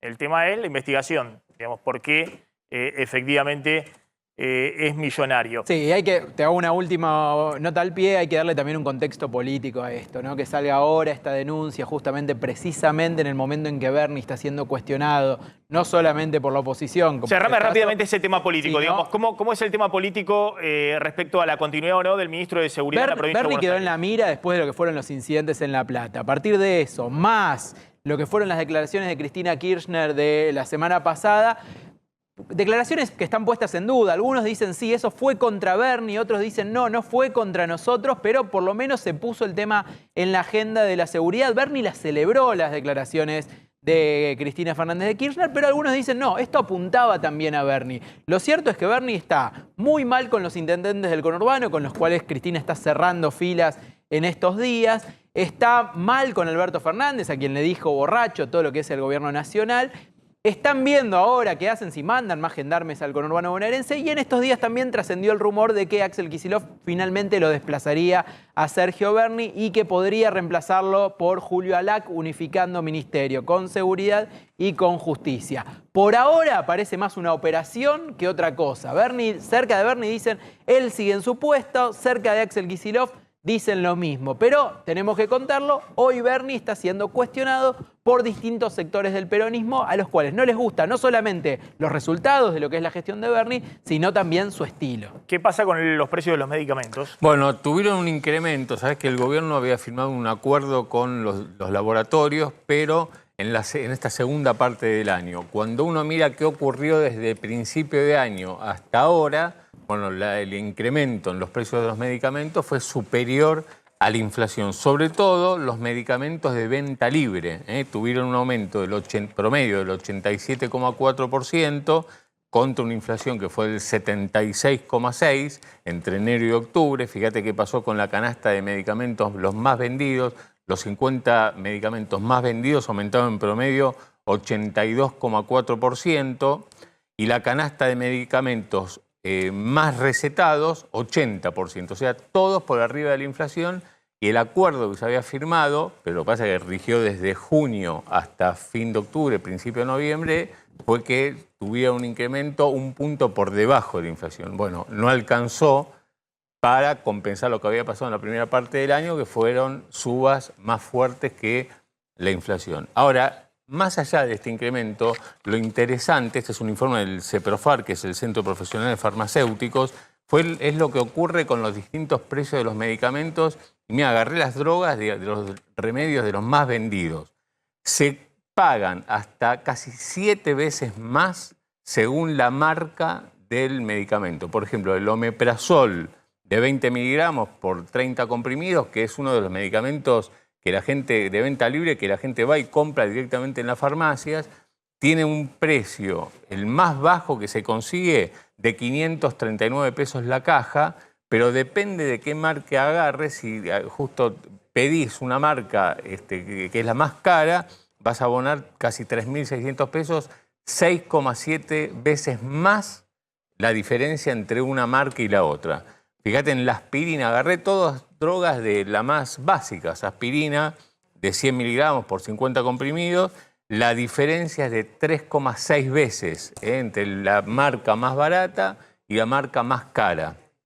Y el ibuprofeno, el de 600 miligramos por 10 comprimidos, que este sí se vende con receta, 321 pesos la caja más barata, 853 la más cara, diferencia de 2,5 veces, 2,7 veces, entre uno, el más barato, y otro más caro. Recordemos que la ley dice que tiene que ser la receta genérica, Claro. que no te pueden recetar una marca, que si lo hacen es ilegal. Efectivamente, pero fíjate que los dos primeros, el omeprazol y la aspirina, son de venta libre, con lo cual, bueno, la gente elige, o la farmacia directamente dice, no, mira, tengo esta marca nada más, y la diferencia es hasta 7 veces más cara en una y otra. El losartán, de 50 miligramos, la caja es para la presión, es así, va con receta, diferencia de 2,6 veces, porque la más barata cuesta 1.568 pesos y la caja más cara 4.055. La misma presentación, pero con diferencias abismales. Y por último, el paracetamol 500 de venta libre por 30 comprimidos. La caja más barata cuesta 351 pesos, pero la más cara 829, diferencia de 2,4 veces. Así que lo que tenés es esto, es aumentos por arriba de inflación en promedio de los medicamentos, pero además, cuando vas a comprar, si elegís la marca más cara, llegás a pagar casi 7 veces más caro que la marca, la misma presentación, pero más barata. El presidente de Brasil, Jair Bolsonaro, está impugnando la elección en la cual fue derrotado por Ignacio Lula da Silva hace algunas semanas y está supuestamente presentando documentación en la justicia para que impugnen una gran cantidad de votos de la última elección. Está Eleonora Gozman en San Pablo. Eleonora, gracias por atendernos, muy amable, como siempre. Al contrario, ¿qué tal? ¿Cómo estás? Bueno, ¿qué está sucediendo? Efectivamente, Bolsonaro pide que se revea todo el resultado electoral. Mira, efectivamente, pide que se revean 300.000 urnas que representan el 68% de los votantes, para que tengas una idea. Claro. O sea que quedarían esos votantes fuera de los cómputos, con lo cual solo se computaría aquellas urnas que son aprobadas por Bolsonaro, y eso representaría que Bolsonaro pase a tener 51,05% de los votos y Lula 48,9% de los votos. Entonces daría vuelta a la elección en teoría. Ocurre que ese cuestionamiento que se hace ya está siendo revertido en el sentido en que hay muchos técnicos que dicen que no tiene sentido. O sea, han salido técnicos por todos lados, no te puedo contar todo lo que se dice. Es un tema complejo porque tiene que ver con unas electrónicas, un tema que nosotros no manejamos en la Argentina. Ahora, Así que, bueno, Eleonora, el título entonces es directamente que Bolsonaro sale a decir que él ganó por el 51 al 48%. eso es lo que dice el Partido Liberal, que es el partido de Bolsonaro. O sea, no aparece Bolsonaro directamente, pero todos sabemos que él, que estuvo 24 días sin ir al Palacio del Planalto, es decir, a la Casa de Gobierno, el señor Bolsonaro ahora ha manejado esto por detrás, eso está clarísimo, ¿no? Y lo que ocurre, ¿viste? Es que la justicia no va a aceptar esto. Es como tirarse una chance. No sé cómo decirlo bien, ¿no? Pero es eso. Bueno. ¿Cómo es el clima tenemos en una este chance. momento? Lula tiene que asumir el 1 de enero, es que asume recién. Lula asume el 1 de enero, exactamente. ¿Y cómo Lula es asume el 1 clima de enero. En las calles? Mira, Digamos, el ¿sigue habiendo clima- clima de polarización, digamos, de enfrentamiento muy fuerte o se ha tranquilizado el clima social? En las calles el clima social se tranquilizó, pero vos tenés todavía que los partidarios de Bolsonaro en muchos lugares están al frente con carpas, se han puesto frente al ejército, a los comandos del ejército, incluso en la capital, acá en San Pablo, pidiendo que el ejército intervenga. No se sabe muy bien para qué intervendría, pero bueno, que intervenga. Intervención del ejército, ¿sí? Eso por un lado. Y por el otro lado, acá, digamos, cada día renuevan en distintos puntos los piquetes estos que hacen que los camioneros, ¿no? Por ejemplo, el otro día, ayer, incendiaron 2 camiones y los cruzaron en una ruta que es la 63, que yo te diría que es importantísima porque atraviesa prácticamente todo el litoral brasileño, ¿no? Digo, para que tengas una idea de la magnitud de estas iniciativas o acciones del bolsonarismo. Te hago la última, Leonora. Teniendo en cuenta estas presentaciones de impugnación de los votos y de las urnas, ¿vos crees que Bolsonaro, si esto es rechazado y se confirma, como ha confirmado el Tribunal Superior Electoral, que Lula tiene que asumir el 1 de enero, que Bolsonaro va a estar en la entrega de mando? Digamos. Mira, yo creo que no. Lo que no sé es a quién le va a delegar la entrega del mando, pero yo estoy convencida que la delega porque él no va a soportar tener que pasarle la banda presidencial a Lula. Es decir, el acto que Lula va a importante, asumir ¿no? el 1 de enero, pero Bolsonaro va a hacer alguna jugada para no estar presente en la transmisión de mando. Exactamente, él va a hacer eso. Eso lo puedo jurar, ¿viste? Por las características que tiene Bolsonaro, ¿no? Leonora, gracias. Derrota. No, al contrario, un Siempre, abrazo muy grande. siempre muy amable. Ahí Leonardo Gozman desde San Pablo. Está Khaled Jala en Qatar. Khaled, ¿cómo andás? ¿Todo bien? Maxi, el placer de escucharte. ¿Cómo estás? Son las 20:35 de la noche ya, aquí en Doha, Qatar, y estoy en uno de los barrios populares, Old Al-Hamin, que es una zona de trabajadores. Te digo que nosotros nos mezclamos mucho, nosotros haciendo las coberturas, en los lugares donde está la clase alta de poder adquisitivo, el catarí, y después donde están los trabajadores, que los precios bajan un 70% de los mismos productos que compras en una zona muy cara a este lugar que te digo que tiene una cerrajería, un lugar para comprar celulares, para cortarse el pelo, un supermercadito. Tenemos también para ir a planchar las camisas. Vamos dando vuelta para el otro lado para no hacer un 360. Un dato que te quiero dar. Es decir, por ahí andan mayormente los argentinos, que con el dólar a 3.40 obviamente nos sale mucho más caro que el resto de los turistas que andan ahí en Qatar. Y sí, tenés que, si venís con el precio justo, tenés que buscar, caminar. Yo siempre doy los mismos consejos. Salgan de las zonas céntricas turísticas porque vas a encontrar lo mismo, obviamente a un precio mucho más económico, y quizá no encontrás el lujo que podés encontrar. Pero déjame explicarte antes, ahí ves la cara del rey, del ex rey y ahora del emir. ¿Por qué? Porque era el padre, Hamad Al-Thani, y ahora está Tanin Al-Thani, que es el actual emir, que es un nombre muy alto, que también te doy un dato, que cuando comenzó la ceremonia inaugural, empezó diciendo Bismillahirrahmanirrahim, que quiere decir en el nombre de Dios el clemente y misericordioso. Esto es algo que hacen todos los musulmanes cuando empiezan a dar un discurso, como que se encomiendan a Dios antes de hablar. Mirá vos, contame algo más, Khaled, de qué está pasando en el día después de la derrota de Argentina. ¿Cómo es el clima ahí en la calle? Imagino que hasta ahora te cruzabas con cualquiera y bueno, te trataban de una manera, Argentina una de las potencias. ¿Eso ha cambiado un poco? Digamos, ese trato también tiene que ver con el juego futbolero, ¿no? Tengo entendido que hay mucha broma, mucho meme, mucha gastada. Se ha sumado, me imagino, a Alemania esas gastadas a partir del día de hoy, pero ¿ha cambiado un poco el trato al argentino? ¿A esa reverencia que había por Messi, por la selección? A ver, dos cuestiones. ¿Sí? Una es, los argentinos que podíamos encontrarnos estaban súper felices, ilusionados, como estamos todos y como seguimos, porque después del empate de Polonia y México, claro, hay esperanza para nosotros, porque más o menos la llave está, los 3 puntos de Arabia Saudita, 1 y 1 tiene México y Polonia y nosotros 0. Entonces, si le ganamos a México, y esperemos que así sea, se va a equiparar un poco más todo, y ni hablar si pierde Arabia Saudita frente a Polonia. Pero lo que vos estás mencionando es algo que nos pasaba siempre cuando te escuchan hablar Argentina, Messi, te dicen así, Messi, y se ponen contentos. Y ahora nos estaban diciendo, ¿dónde está Messi?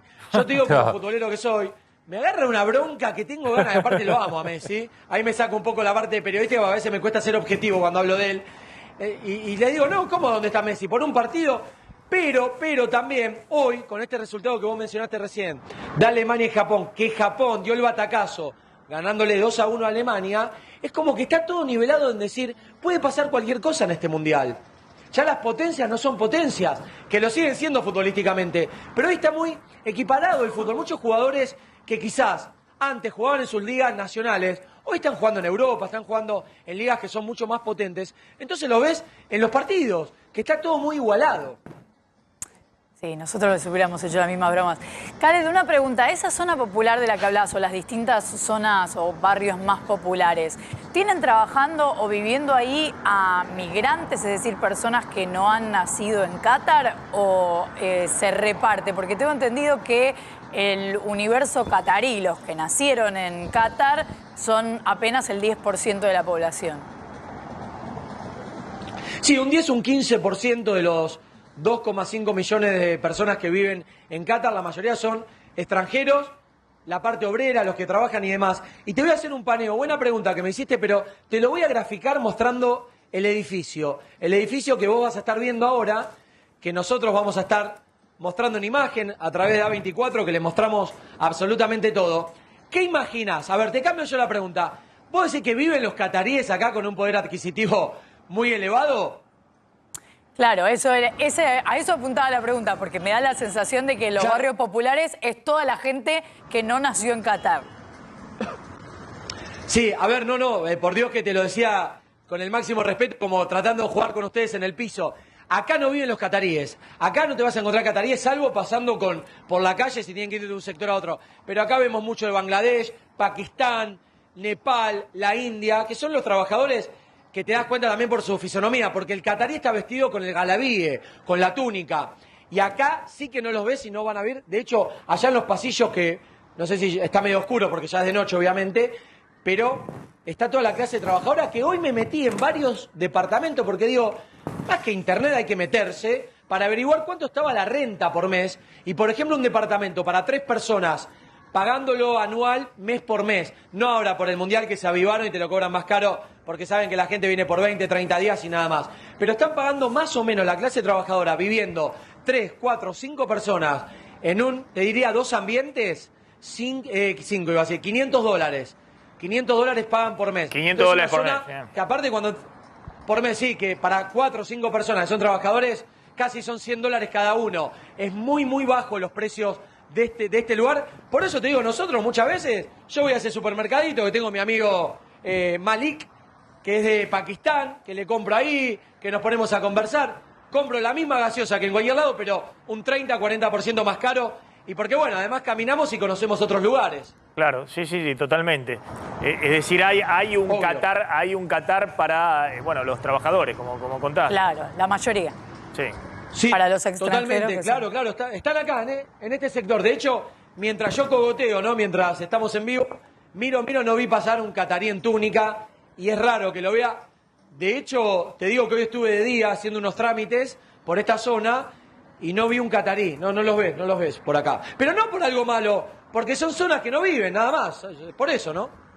Bien, Khaled, gracias. Como siempre, impecable. Siempre es muy interesante escucharlo y contarnos un poquito del otro lado de lo que está sucediendo ahí en Qatar. La seguimos mañana y vemos qué pasa ahí desde el punto de vista futbolístico, con la selección preparándose para el sábado. Un abrazo, Khaled. Dale, Maxi. Un abrazo grande. Gracias a ustedes. Chao. Bueno, lo tengo a Adrián Saque en Estados Unidos y cuando volvamos quiero hablar de 2 ex soldados de Cristina que están hoy, pero lapidarios, con la expresidenta y actual vicepresidenta de la Nación. Adrián, ¿qué tal? ¿Cómo estás? ¿Qué tal? Muy buenos días. Bueno, mira, me bastó llegar de regreso aquí a Atlanta, Estados Unidos, esta mañana para enterarme de que ya tuvimos el tiroteo masivo número 602 en lo que va del año. O sea, es una cifra que desgraciadamente se va a transformar en récord. Y en este caso fue realmente muy duro este caso, porque además se produce 2 días antes de la jornada de Acción de Gracias que comentábamos el otro día, allí estando en estudios en Buenos Aires. Es el feriado familiar más importante del año, ¿no? Más que Navidad todavía aquí para Estados Unidos, donde se hace una reflexión para agradecer por todo lo que se ha tenido este año. Y bueno, y este año en ese sentido fue el peor año que se recuerda en la historia de los Estados Unidos, ¿no? Aquí se trató de un tiroteo a cargo de un gerente de sucursal del turno nocturno de 31 años que estaba reunido en la sala de café de Walmart, ¿no? Que es el supermercado en el que trabajaba, y estaba con sus subordinados de este supermercado. Bueno, extrajo una pistola de su ropa mientras estaba riendo, ¿no? De su camisa, y mató a 6 de sus subordinados, dejando también heridos de gravedad a otros 4. Sí, tremendo. Dicen que fue realmente espantoso, porque después de que esta persona con una pistola, no con una ametralladora, tiró a quemarropa a cada uno de estos empleados, los que sobrevivieron salieron de esta sala de café, sala de recreo, ¿no? Como hay en todas las empresas, arrastrándose ensangrentados por el supermercado. Ustedes imagínense la imagen, el terror que cundió ahí, donde inmediatamente fueron los propios clientes del supermercado los que llamaron a emergencias, al 911, para que la policía llegara a este lugar. Bueno, inmediatamente después de que hizo esta matanza, este empleado, que fue hace un ratito nada más, identificado como un joven de 31 años que hacía el turno nocturno, de apellido Bing, bueno, realmente cometió una de las masacres más dolorosas, junto con la de Uvalde, la del Colegio de Texas, que bueno, fue más masiva en cuanto a números, pero esta, por su sangrienta espectacularidad realmente, y por la vecindad al Día de Acción de Gracias, preocupó mucho, a tal punto que Joe Biden, pasadas 3 horas de conocida esta masacre, envió un mensaje al país justamente para que toda la clase política redoble sus esfuerzos para controlar justamente la llegada de armas hacia potenciales autores de masacres. Pero es algo que pasa siempre, terrible, Maxi. Sí. Todas las veces que hay una masacre de este tipo, ya te dije, 602... Siempre dicen lo mismo y siempre volvemos a lo mismo. 602 tiroteos así de este tipo, digamos, sí, de 602 hechos, claro, de ataques masivos, te cuento, de personas o que están desequilibradas o violentas con armas de fuego de alto calibre. Exactamente, aquí se cuenta como tiroteo masivo a todo hecho de violencia donde hay un tirador y al menos 4 víctimas de disparos. Impresionante. ¿No? Así lo clasifica el Archivo Nacional de la Violencia de Armas, ¿no? Es una categoría que se usa para contar cuáles son tiroteos masivos y cuáles simplemente son enfrentamientos o, qué sé yo, por ejemplo, atracos, asaltos, ¿no? Donde muere alguna persona. Bueno, no es el caso, esos no se cuentan. Estamos hablando, como te decía, de hechos en los que hay 4 personas heridas y un tirador. Adrián, gracias, como siempre, impecable. Adrián Sack está inquieta la cámara, Adrián. Está inquieta, no, es el viento y además se me acabaron las baterías porque llegué de viaje y no las cargué. Pero bueno, saliste impecable como siempre. Gracias, Adrián. Ahí Adrián Sack de Estados Unidos. Completemos el tema de colegios privados y qué pasa con el colectivo en diciembre, Candé. Bueno, Maxi, los colegios privados, tanto en la ciudad como en la provincia, pueden ser con una parte subsidiada por el Estado. Esos subsidios pueden ir desde un subsidio chiquito de parte del Estado hasta un 70% de la cuota, y aquellos colegios privados que son mucho más caros que no tienen ningún subsidio. Vamos a los que tienen algún porcentaje de subsidio. Esos, el mes que viene, en diciembre, en la Ciudad de Buenos Aires, van a registrar un aumento del 14,5% en la cuota, a pesar de que tienen algún porcentaje de ayuda del Estado. En la provincia, los que tengan subsidio del Estado van a tener también en diciembre un 10% de aumento en el valor de la cuota. Ahora, cuando vamos a los colegios totalmente privados que no tienen ningún porcentaje del Estado, lo que tenemos que observar es que para las matrículas, que en muchos casos ya se pagaron o se están pagando en este momento, planteando lo que va a ser la cuota del año que viene, ya se les avisó a los padres que hay aumentos de hasta el 55%. En promedio, esos colegios están aplicando un aumento del 50%. Todo esto para el año que viene, para el 2023. Después, en lo que es la Ciudad de Buenos Aires y sus alrededores, que nosotros decimos siempre que el transporte tiene un precio muy diferenciado del resto del país, lo que el gobierno prepara es un ajuste en el boleto tanto del colectivo como de los trenes del 40%, es el segundo. El primero que se aplicó en el mes de julio, se notó a partir de agosto y este se va a aplicar a partir del mes que viene, 40% en todo lo que es AMBA, el transporte público. Y esto va a llevar el boleto de colectivo, el más barato, cuando recorres menos kilómetros, cuando lo usás más cortito, que creo que son menos de 2,7 kilómetros, menos de 3 kilómetros, ese boleto que costaba anteriormente costaba 25 pesos, va a pasar a costar 35 pesos.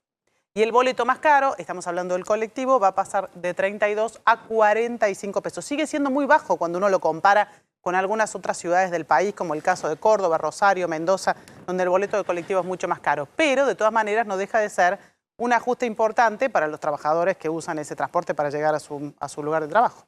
Atención, ¿qué pasa con la causa por el intento de asesinato de Cristina Fernández de Kirchner?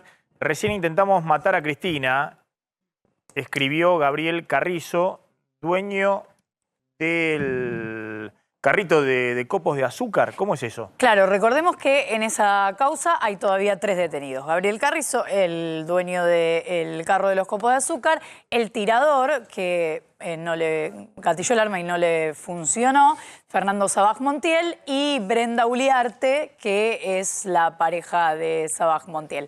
Hasta el momento, Brenda Uliarte y Sabaj Montiel eran considerados los coautores de esta cuestión, y Gabriel Carrizo era considerado un cómplice de todo esto. Lo que señala desde ayer la propia Cristina Fernández en Twitter es que su defensa está tratando de que se lo señale a Carrizo como en un papel más importante también como coautor del homicidio. Y está diciendo, acá aparece una asociación ilícita, ya no estamos hablando solamente de un homicidio. Porque este mensaje de recién intentamos matar a Cristina sale 2 horas después del intento de asesinato y después dice, mi empleado le quiso disparar, va a ir preso. El arma es mía, amigo, te lo juro por Dios. Estamos con el grupo, todos juntos. Grupo ya habla de más personas involucradas en esta cuestión.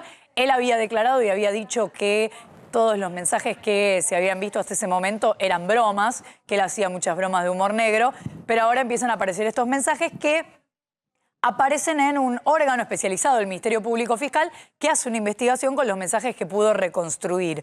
Entonces, lo que se pregunta la defensa de Cristina es por qué, si este material existía desde hace un mes en la causa, la jueza Capuchetti no está accionando en este sentido y además no está pensando en Carrizo como justamente coautor de esta cuestión. Entonces, lo que dice Cristina es, hay que justificar este cuestionamiento a la jueza Capuchetti, que ya viene haciendo y que quiere que sea parte de la causa, y además ayuda a hacer visible esta situación de, nos parece que esto es más que un intento de asesinato. Esto lo hace conocer Cristina a través de un tuit en el día de ayer. Sí, exactamente. Y sus abogados, la querella, lo que está señalando es, tenemos que, a partir de esto, ver si cambia la carátula de la causa, porque ya aparentemente la jueza de la causa no va a cambiar. 2 soldados de Cristina, o ex soldados de Cristina, que están muy duros contra la expresidenta, actual vicepresidenta. Sí, estamos hablando de Guillermo Moreno, que era más un soldado de Néstor que de Cristina, pero fue funcionario en buena parte de sus gestiones. Y también de Luis Delía, que él acompañó hasta el final. Fue 8 años secretario de Comercio de Cristina. De Cristina no llegó hasta el final. De Cristina se fue antes. ¿Te acordás que lo reemplazó Augusto Costa? Augusto Costa, tenés razón, en el 2013, cuando llega Kicillof. Exactamente, cuando llega Kicillof, lo que sí acompañó es a Néstor. Y ya en lo que fue el 6 años de Cristina. 6 años de Cristina, lo que fue en el segundo periodo de Cristina, ya estaban muy distanciados. Y en todo lo que fue el post-gobierno de Cristina, siempre Guillermo Moreno fue muy crítico de las decisiones de Cristina Fernández de Kirchner, especialmente de la decisión de nombrar a Alberto Fernández, que fue su enemigo durante toda la gestión de Néstor Kirchner y la primera parte de Cristina. Ahora, y el otro caso es el de Luis Delía. Luis Delía, que sí la acompañó hasta el final y terminó muy dolido por el poco acompañamiento de Cristina Kirchner frente a sus causas judiciales. Vamos por partes. Guillermo Moreno, por un lado, dijo, Cristina debería pedir perdón y renunciar. Esto planteó Guillermo Moreno, que además se lanzó como candidato a la presidencia. No sé si tenemos ahí el video, un spot bastante bizarro el que armó Guillermo Moreno, que dice que quiere ser candidato a presidente en 2023. Mientras lo preparamos, entonces te cuento lo que pasó con Luis D'Elia, que habló especialmente de la Cámpora. Recordemos que tiene un enfrentamiento muy duro con la agrupación de Máximo Kirchner y dijo: la Cámpora es un tumor maligno del kirchnerismo. Vemos el spot de Moreno y ahora te cuento más de D'Elia.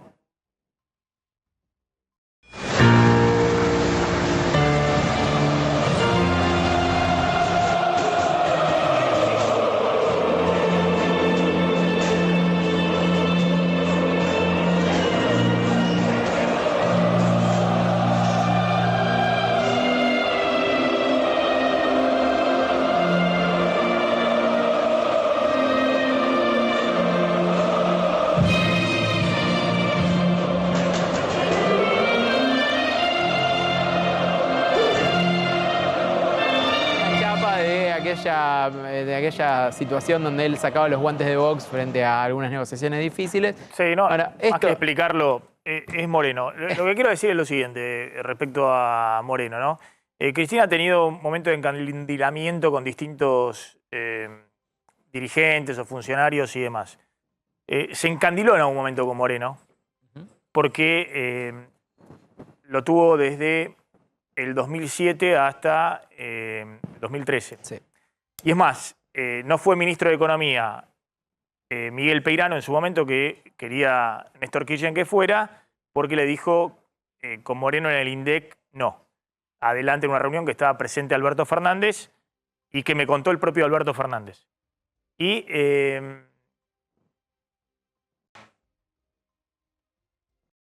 Cristina se quedó con Moreno, después lo nombró a Lustó y demás, pero no puso el ministro de Economía que podría haber sido y que Kirchner quería en su momento.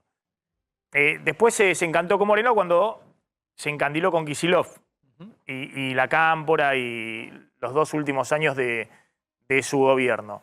Pero bueno, ese funcionario que tuviste durante 6 años, uno puede hacer el raconto de todos los funcionarios que han estado con Cristina y que hoy están en la vereda de enfrente. Por ejemplo, uno es el propio Lustó. Pero Moreno, que está en el mismo universo del peronismo, está diciendo cosas muy fuertes. Cristina tendría que pedir perdón y lo está diciendo respecto a la política económica de este gobierno, claro, y renunciar. Sí. Lo de D'Elia, bueno, tiene una connotación ya más fuerte, digamos, porque es una connotación... Te quiero leer la declaración de... Directa con la Cámpora. Sí, te quiero leer la declaración de D'Elia. Ella podría ser la jefa de todos, pero eligió ser la jefa de un grupo mezquino, reducido y sectario. Ella quiere ser eso. Ella se asignó a sí misma ese rol, una soberana estupidez, y alguien se lo tiene que decir. Es una de las declaraciones de Luis D'Elia, que recordamos un enfrentamiento con Máximo desde hace ya mucho tiempo. Vamos a hacer una rondita final. ¿Tenés salario mínimo? Claro, aumenta un 20% adicional, pero no de golpe, sino repartido a lo largo de 4 meses. De ese 20%, 7% aumenta en diciembre, otros 6 puntos en enero, 4 en febrero y los últimos 3 en el mes de marzo. Con lo cual, en marzo el salario mínimo va a pasar de los actuales 57.900 a 69.500. Entre marzo y diciembre, el aumento del salario mínimo 82,5% por arriba del estimado de inflación. La inflación entre marzo y diciembre, si noviembre y diciembre terminan en el 6%, tendría una inflación del 74,5%. El aumento entre marzo a marzo, del 2022 al 2023, 110,5% del salario mínimo. Y por último, Maxi, esto tiene impacto en distintas cuestiones. Una en los planes sociales, el potencial trabajo, que en marzo se va a 34.570, y también en la jubilación mínima para aquellos jubilados que tienen 30 años de aporte y no están adheridos a la moratoria porque, bueno, están enganchados justamente a la evolución del salario mínimo. Cande. El presidente no está del todo bien, Maxi, no se terminó de recuperar bien de la gastritis erosiva que tuvo en el viaje a Indonesia. Entonces los médicos le recomendaron que hoy no viajara a Corrientes, donde se realiza la 15ª Asamblea de los Gobernadores de las Provincias del Norte Grande. Entonces, Juan Mansur, el jefe de gabinete, encabeza esa asamblea hoy, lo acompañaron Guado de Pedro, Victoria Tolosa Paz y otros miembros del gabinete, pero el presidente no pudo hacer la reaparición pública que pensaba hacer hoy, era el primer acto público en el que iba a estar, porque los médicos le dijeron que todavía sigue haciendo reposo. Flor. Contábamos recién que hay no solamente levantamiento de molinetes en la estación Constitución de la línea C, sino una hora de paro directamente en esa línea. Y atención, porque esta semana puede haber nuevas medidas de fuerza en distintas líneas de subte. Es un reclamo que no cesa y que tiene que ver con un asunto de francos que están pidiendo los trabajadores, un día más de franco, y con que cambien los trenes que tienen asbesto. Bien, gracias, colegas. Nos estamos retirando. Gracias a la gente de Varonil que siempre me acompaña. Pero ¿cómo te va? Ya están llegando Ay, Roberto Funes Ahí voy. y Mariana Vení. Contarte. No Sí, ¿cómo llegaba. Hola, Maxi. ¿Todo bien? Casi me tiro ¿Cómo andan, encima. pa? Sí, Maxi. Pero ¿cómo te va? Qué naranjón. Están saliendo los anteojos. Mira quién ¿Está te bien? traje. ¿No lo extrañabas? Sí, no estás hace ¿No rato. sentiste mi cuerpo lejos? En Sí, este hace cuerpo. rato que no te Sí, veía. en Mendoza te mandan saludos. La gente nos ¿Estuviste mira en mucho. Mendoza? Mirá vos. Sí. Mandale ¿Mucho saludos a vino? los mendocinos. No, que miran, Maxi. un beso a todos los mendocinos. Sí, divino Mendoza, pero carísimo. Claro, Una vez y más mucho caro. turismo internacional también. Sí, está dolarizado explotando. acá arriba, Está Mendoza, explotando, acá sí, todo. arriba. Como Está bien. mañana, dolarizado mal. Hay que aprovechar. Linda corbata la de Roberto. ¿Qué sí. dice? ¿Qué dice? ¿Dice algo? H. Sí, hombre fuerte. Se quedan con Roberto y con Mariana. Chau, chau.